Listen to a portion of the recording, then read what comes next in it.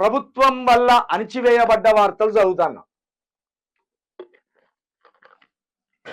ఇప్పటిదాకా ప్రజల గోసలు, ప్రభుత్వం ఎంత దుర్మార్గాలు, ప్రజల్ని ఎట్లా అణిచివేస్తుంది, వాళ్ళ పొట్ట మీద ఎట్లా కొడుతుంది, ఇప్పటిదాకా వార్తలు. ఇప్పుడు ఇక ప్రభుత్వాన్ని జోకే వార్తలు వస్తాయి చూడు. జోకే వార్తలు.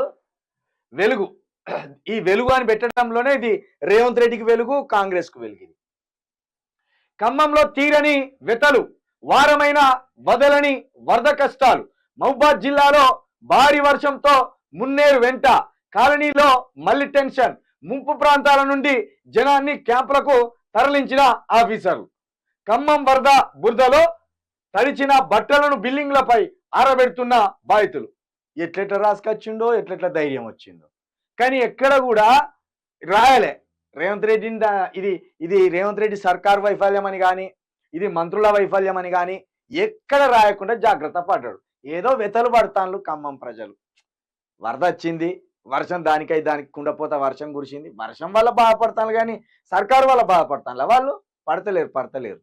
సర్కార్ వల్ల మంచిగా ఉన్నారు. ఇంకా ఈ బట్టలన్నీ ఎండేసిపోయింది కూడా మంత్రులు ఎమ్మెల్యేలే అని కూడా రాసుకొస్తారు వీడు. పాపం వాళ్ళు కష్ట బాధలో ఉంటే ఎమ్మెల్యేలు, మా మంత్రి, మా ముఖ్యమంత్రి గారు, వాళ్ళ అన్నదమ్ములు పోయి ఆ బట్టలు విండి ఆ బట్టలను ఆ బిల్డింగ్ల మీద ఆరేసి వచ్చిందయ్యా. మానవతావాదులు వాళ్ళు. ప్రజా పరిపాలన అంటే ఏంటిది?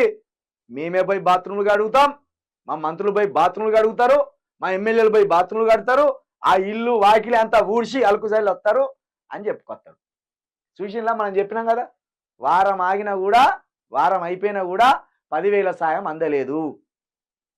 మిస్టర్ రేవంత్ రెడ్డి, మిస్టర్ పొంగులేటి శ్రీనివాసరెడ్డి, తుమ్మల నాగేశ్వరరావు, ఏమైంది?